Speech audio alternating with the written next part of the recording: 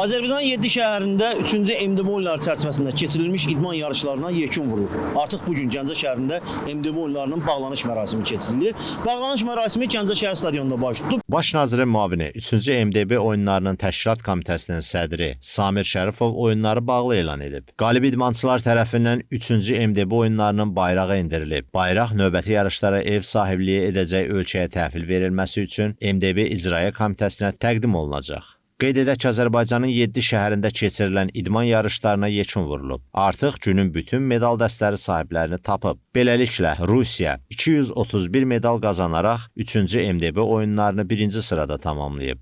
33-ü qızıl, 56-sı gümüş, 95-i bürünc olmaqla ümumilikdə 184 medalı aktivinə yazdıran Azərbaycan ev sahibi olduğu 3-cü MDB oyunlarını ikinci sırada bitirib. Belarus isə 122 medalla 3-cü olub. Ümumilikdə 13 ölkənin atletləri iştirak edib. 10 ölkənin idmançıları medal qazanıb. Xatırladaq ki, Gəncə şəhər stadionunda keçirilən MDB oyunlarının bağlanış mərasimi konsert və atəşfəşanlıqla yekunlaşıb. Fuad Nazimoğlu, Elşad Cəfər, APA TV Gəncə.